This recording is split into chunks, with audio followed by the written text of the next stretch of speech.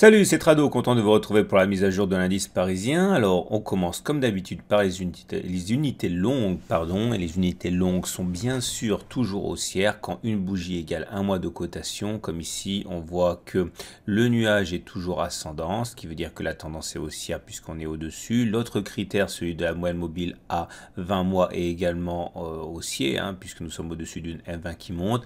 Et puis, de manière purement chartiste, on est à l'intérieur d'un canal ascendant qui guide les cours.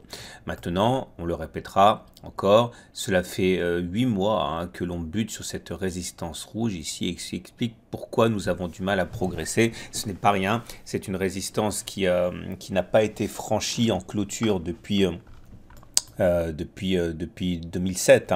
Donc on voit bien que ça donne du fil à retordre au haussier. On passe aux données hebdomadaires et ces données hebdomadaires nous montrent que la tendance est toujours neutre, voire haussière selon les critères, selon les indicateurs retenus. Au regard du nuage Ishimoku, on est toujours avec un nuage à plat, comme ça veut dire qu'on est en tendance neutre.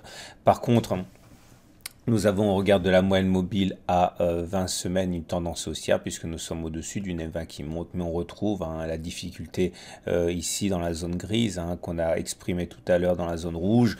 Il y a des résistances qui empêchent les cours de profiter de cet élan. On passe aux données journalières et avant toute chose, comme d'habitude, un petit détour du côté des fondamentaux. Et les fondamentaux aujourd'hui ont été plutôt mauvais puisque sur le plan des relations internationales, eh bien, Monsieur Trump a décidé finalement de prendre des sanctions contre contre la Russie, estimant qu'il y avait suffisamment de preuves pour estimer qu'il y avait la Russie derrière l'empoisonnement de l'ex-espion en Grande-Bretagne. C'était il y a 2 mois. Et la Russie a dit qu'elle n'allait pas se laisser faire. Et du côté de la Chine aussi, le journal officiel chinois a accusé l'attitude américaine d'être similaire à des pratiques mafieuses. Donc on voit que les tensions montent d'un cran et bizarrement, on n'a pas non plus montré d'inquiétude suite aux premières statistiques qui montrent que les prix ont tendance à augmenter aux États-Unis du fait des mesures protectionnistes américaines, puisqu'évidemment si on ne peut plus importer au même coût, au même prix les produits étrangers, forcément ça oblige les Américains à payer plus cher leurs produits et donc ça stimule l'inflation. Mais là, pour l'instant, les marchés ont décidé de pudiquement regarder ailleurs. Voilà ce que l'on avait aujourd'hui et donc de manière purement chartiste, on retrouve une autre résistance ici en rose sur laquelle on a buté et qui est à l'origine d'ailleurs du petit repli auquel on a assisté. En séance, on a même perdu 0,6%, sans doute séquelles du turtle soup qu'on a mentionné. Je vous rappelle qu'on avait un turtle soup ici puisqu'on avait fait un plus haut sur 20 dernières bougies. Voilà le précédent plus haut, voilà le nouveau plus haut. On avait néanmoins clôturé en dessous du précédent plus haut, ça s'appelle un turtle soup. Et globalement, depuis le turtle soup, on a perdu... c'est pas énorme, on sait que c'est bon, voilà, 1,3%. J'ai déjà dit, les turtle soup fonctionnent bien, mais par contre les effets sont pas toujours très impressionnants. Est-ce qu'on a terminé de descendre? Difficile à dire. Moi je pense toujours qu'on va aller chercher la moyenne mobile à 20 jours, je m'en suis expliqué. Pour l'instant, vous remarquerez également qu'on avait un harami baissier hier, bougie verte, bougie rouge.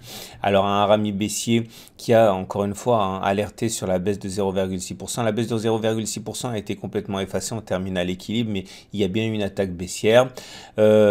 En tout cas, pas de raison de s'inquiéter pour l'instant. Vous voyez bien qu'on a des supports, qu'il s'agisse du bas du canal bleu, de la zone grise, etc. Mais on est également confiné par cette zone rose, où il faut donc attendre qu'une des résistances ou une de ces supports vole en éclats. On passe aux indicateurs techniques et à l'analyse technique du... Tout d'abord, de manière très simple, on est toujours au-dessus d'une M20 qui monte, donc ça veut dire qu'on est en tendance haussière au regard du critère de la M20. C'est confirmé par les parallèles haussières que dessine les bandes de Bollinger. Donc la tendance est haussière également à cet égard. Vous voyez, tout est haussier si ce n'est encore une fois hein, le fait qu'on soit bloqué par cette résistance rose. Vous remarquerez également que le contact avec la M20 qui reste quand même mon objectif hein, et je trade dans ce sens n'a pas encore eu lieu. Peut-être que ce sera pour demain, peut-être que ça n'aura pas lieu du tout, mais en tout cas moi j'envisage toujours que l'on aille chercher la M20 avant éventuellement aller plus haut, on jugera sur pièce. Les indicateurs techniques eux-mêmes sont toujours globalement bien orientés avec un MACD au-dessus de son signal, un momentum au-dessus de 0, un RSI au-dessus de 50, ça c'est bien.